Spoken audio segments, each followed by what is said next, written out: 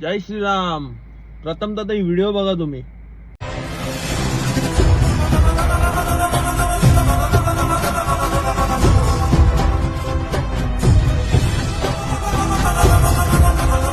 आणि आता ही व्हिडिओ बघितल्याच्या नंतर तुम्हाला पण वाटलं असेल की ही व्हिडिओ मी कशासाठी बनवते, तुम्हाला समजलं असेल.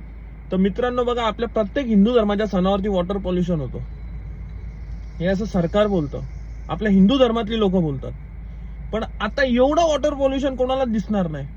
आता काही दिवसात आपल्या गणपती बाप्पाचं आगमन होईल, गणपती बाप्पाची प्राण प्रतिष्ठा होईल. प्रत्येक जण, प्रत्येक हिंदू माणूस, हिंदू धर्माचा प्रत्येक मंडळवाले एक एक वर्षभर या गणपती बाप्पाच्या आपल्या सणाची वाट बघत असतात. खूप म्हणजे खूप आपल्या जवळचा सण आहे गणपती बाप्पाचा. गणेशजींची आपल्या इथे स्थापना होते, आपल्या घराघरांमध्ये स्थापना होते, आपल्या मंडळात स्थापना होते.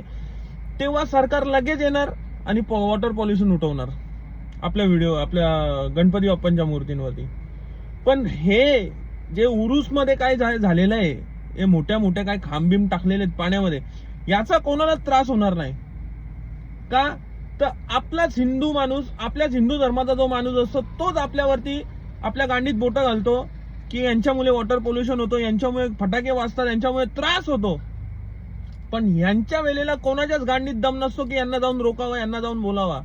माझी सरकारला एकच विनंती आहे, जर त्यांच्यासाठी कायदा वेगळा असेल आणि आमच्या हिंदू धर्मासाठी जर कायदा वेगळा असेल तर तुम्ही त्याच्यावरती गांभीर्याने लक्ष देण्याचे गरजेचं आहे.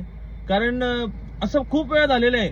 दिवाळी आली, फटाक्यांचा पॉल्युशन, नवरात्री आली, गरब्याचा पॉल्युशन, परत आपले गणपतीचे सण आले तर वॉटर पॉल्युशन. त्याच्यामध्ये तुम्ही पण दखल घेणं गरजेचं आहे. तुम्ही पण विचार करा आणि व्हिडिओ जास्तीत जास्त शेअर करा. जय श्रीराम.